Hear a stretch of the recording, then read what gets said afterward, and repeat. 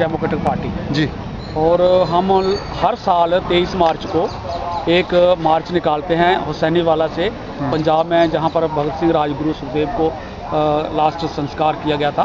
तो वहां से लेकर हम हर साल एक मार्च निकालते हैं और लोगों के मसलों पर और इस व्यवस्था के बारे में लोगों को जागरूक करते हैं। और उसी प्रोग्राम के तहत इस साल हमने ये मार्च 23 तारीख को शुरू किया 7 बजे सुबह, और जम्मू में भी 23 तारीख को भगत सिंह राजगुरु को श्रद्धांजलि दी।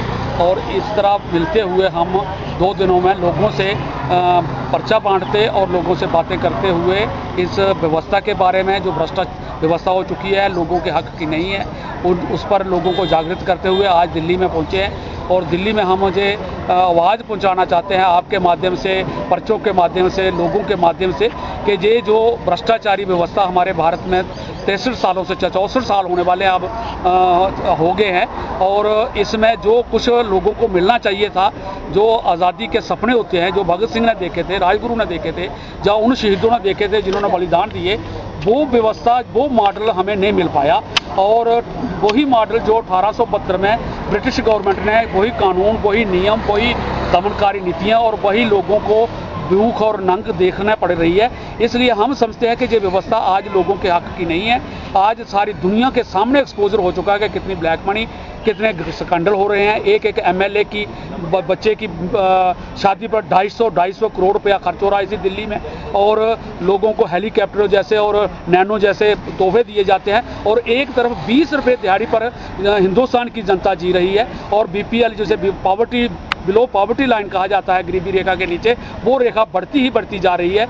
और अरबों रुपये का घोटाले जो पकड़े जा रहे हैं, 6 लाख से 1000 टन करोड़ों से रुपया हमारा बाहर फंसा हुआ है, बाहर बैंकों में है। इन बैंकों में दौलत है, चोरी छिपी हुई दौलत है। इसलिए हम समझते हैं कि जब तक ये व्यवस्था परिवारवाद की और कारपोरेट की जो सामूहिक सरमायादारी की सांझ से जे अफसरशाही और ट्रेडर्स, जो जिसे हम सरमायादार कहेंगे, वो मिलकर, राजनीतिकों से मिलकर एक चुंगल जैसा बन चुका है और उसमें दुनिया पिस रही है। और उसका सबसे बड़ा जो करप्शन का या इस व्यवस्था का है, वो है चुनाव प्रक्रिया, जिसमें करोड़ों रुपया खर्च होता है और वो करोड़ों रुपये का कोई हिसाब किताब नहीं। दूसरा, हम समझते हैं कि चुनाव प्रक्रिया में जो पहला झूठ बनता है, जिसकी कसम खाकर संविधान की खड़े होते हैं और कहते हैं कि हम जो कुछ करेंगे लोगों के हक में करेंगे, और जब वो नहीं करते हैं तो कोई पूछने वाला नहीं होता। हम चाहते हैं कि ये जो संविधान के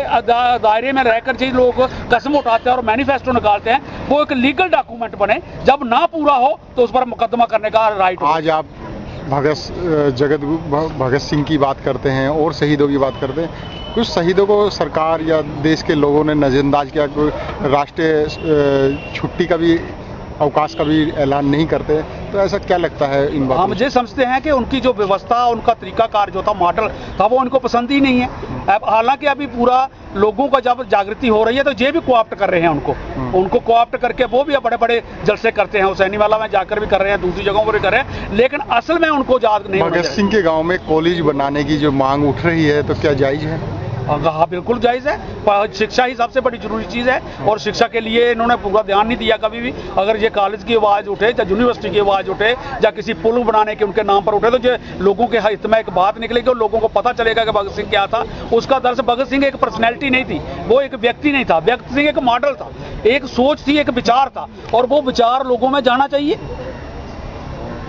सिख धर्म जो है, खास करके काफ़ी सिख लोग आपके साथ आए हुए हैं। और अभी कल ही की बात है, विदेश में एक कंट्री के अंदर जो सिख समुदाय के जो व्यक्ति की पगड़ी उतारी गई, 2 बार चेकिंग गई। तो इस तरह के जो बार बार ऐसे सामने आ रहे हैं, तो ये क्या है सब? हम ये समझते हैं कि लोगों को दरअसल और कोई इशू ही नहीं रहा, ना हमारे भारत के अंदर रहा है, ना भारत के बाहर है।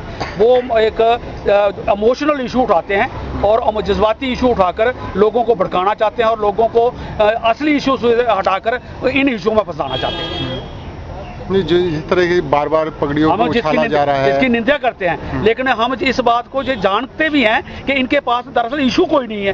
कोई जो महंगाई का इशू हल करें, जो बेरोजगारी का इशू हल करें, जो मार्केट जो प्राइस डाउन हो रही है उसका इशू का हल करें, जो लोगों की गरीबी का हल, इनको यही है कि कोई ना कोई ऐसा इशू मिल जाए जिससे लोग बढ़ जाए। आपने भी एक इशू उठाया है शहीदों का जी, तो क्या शहीदों के जीवन से तो आप वाकिफ हो गए, तो क्या सपना था शहीदों का और आज क्या है? हम समझते हैं कि शहीदों का सपना था कि इस व्यवस्था को सिर्फ ट्रांसफर ऑफ पावर नहीं करना है। जो ब्रिटिश रूल का बनाया हुआ संविधान था, या उसका बनाया हुआ तरीकाकार था, उसे ट्रांसफर निकल कर करना, बल्कि इसको पलटना है पूरा, और नई व्यवस्था लोगों के हित की बनानी है, जिसमें लोग पावरफुल बने, पावर टू पीपल मिले, लोगों को हक मिले और लोग फैसला करें कि हमें क्या करना चाहिए, ना कि कुछ एक आदमी या एक पार्टी का एक सेंट्रल कमेटी या सेंट्रल कमेटी का एक बड़ा लीडर फैसला करे टिकट देने में, एक लीडर फैसला करे हमारे बजट का, एक लीडर फैसला करे हमारी महंगाई का। आप किसके मध्य रखना चाहते हैं, किसके समक्ष? हम ये समझना चाहते हैं, पहले तो लोगों के बीच में ही रखेंगे, और हम पूरी व्यवस्था को ये समझते हैं कि पूरी व्यवस्था इसमें मिली जुली है।